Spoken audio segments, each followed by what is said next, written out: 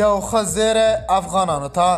امیر خان متقي په ایران کې له احمد مسعود او اسماعیل خان سره لیدنه وکړله. د باور ټي وي چینل درنو لیدونکو سلام، ستړي مه شئ، وخت مو بخیر. هیله لرم چې جوړ او روغ به یې په سر کې یادونه کوم. که باور ټي وي چینل مو نه وي سبسکرایب کړی، په درنښت سره باور ټي وي چینل سبسکرایب کړئ. د اسلامي امارات د بهرنیو چارو وزیر امیر خان متقي په مشرۍ د اسلامي امارات پلاوی د مقاومت د جبهې له مشر احمد مسعود او په ایران کې د هرات ولایت له پخواني والي اسماعیل خان سره وکتل.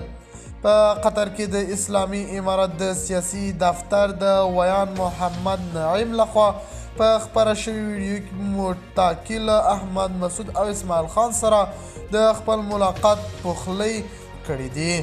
د بهرنیو چارو وزارت سرپرست په دې ویډیو ټیپ کې وایي خو موږ له احمد مسعود د اسماعیل خان له قومندانانو او نورو افغانانو سره ولیدل.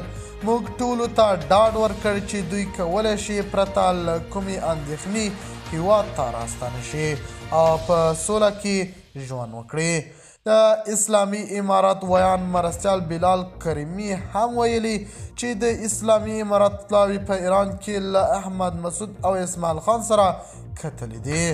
تهران د دغه خبرو د کوربه‌توب په تاییدولو سره وایي چې افغانانو ټولې ښې خبرې وکړلې. او د طالبانو دفاع وزیر مولا یعقوب مجاهد هم ویلي و له پوجي ویلو څخه څه نه جوړیږي، راشئ خپل هیواد ته او ستاسو هر قسمه ضمانت درکوو. د باور ټي وي چینل درنو لیدونکو دا و زموږ ته دې مهال چمتو کړی خبر.